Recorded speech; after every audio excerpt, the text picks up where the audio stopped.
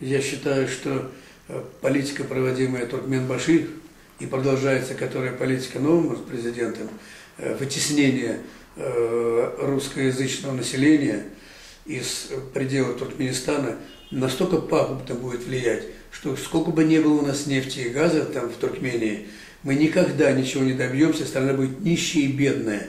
Выживать людей, специалистов – это страшное дело.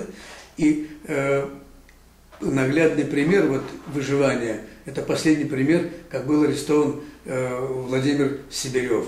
Это человеку позвонил его брат. Это специалист, очень крупный специалист в геологии именно по газу и нефти. Один из крупнейших специалистов Туркменистана. Умнейший человек. И, конечно, его знания, он принимал огромное, большое участие в разработках новых месторождений, даже сейчас, которые это. И эти знания, видимо, испугали, что он может или кому-то их сказать, не знаю. И начались вот постепенно выдавливания. Он очень такой человек ученый, он не замечал этого. И когда ему позвонил брат, его брат позвонил, который работает там же в Туркменистане, работает в китайской компании, которая активно работает с правительством Туркменистана и имеет все сводки по бурению. И он попросил дать последнюю сводку по бурению, и он ему говорит: ну что я тебе буду говорить по телефону, я тебе сейчас сброшу факсом, и сбросил. Через 2 дня был арестован, и получается, что человек разгласил государственную тайну, значит, хотели пришить ему шпионаж, и в конце июня, это было в мае, а в конце июня он уже был осужден, и дали ему 8 лет, и формула за превышение должностных полномочий. Это превышение должностных полномочий влечет обычно с собой административное взыскание. И даже когда особо глубокую тайну, и то она от 2 лет, и дали ему вышку 8 лет, это вот о чем? О том, что это чисто политическое дело, что таким образом дали понять всем специалистам, не только русским, всем остальным национальным меньшинствам, что смотрите, вас ожидает это же.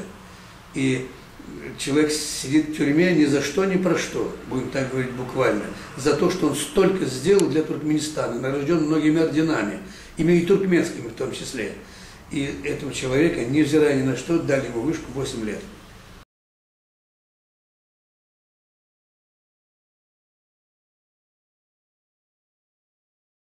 Вообще эта ситуация, конечно, она настолько серьезно отразится вообще на всех русскоговорящих, проживающих там, очень сильно. Почему? Значит, если бы Россия приняла очень жесткое решение по защите прав своих людей, имеющих российское гражданство там, и вообще русскоговорящих. Потому что русскоговорящий – это человек, который думает и спит, и мыслит на русском языке. Это значит, будем так говорить, человек, который россиянин.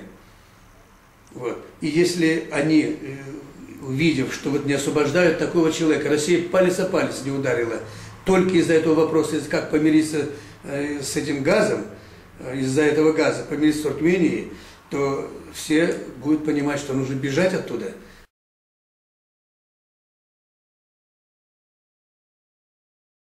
Туркменистану нужно очень хорошо подумать властям и Министерству иностранных дел.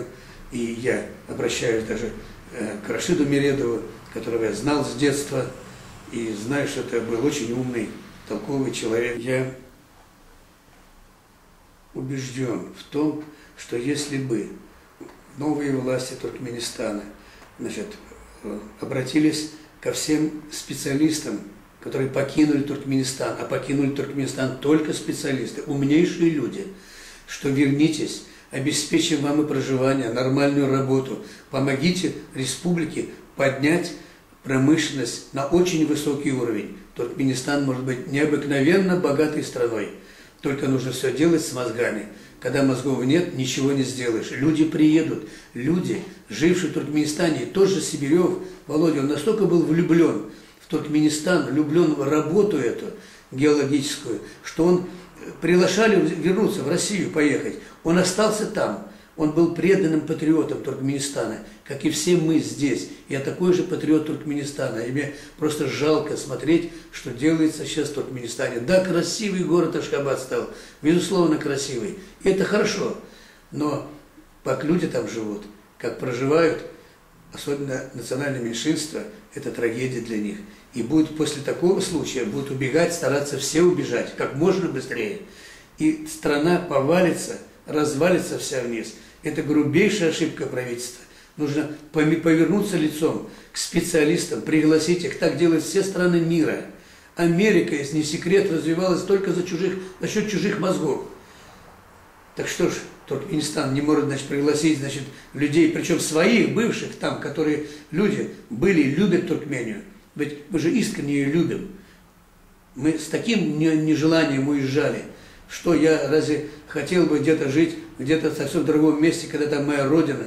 Я там жил, когда мой дом стащили, развалили бульдозером, убрали, снесли, и ничего у меня нет. Это же страшное дело. Нет, ошибка огромная. Если правительство повернется совсем в другую сторону, я не сказал, это не только там, на самом деле, сколько уехало туркмен умных, сколько ученых туркмен уехало из Туркменистана. Все вернутся, с огромным удовольствием вернутся. Только поменяйте политику. Железный занавес надо убрать.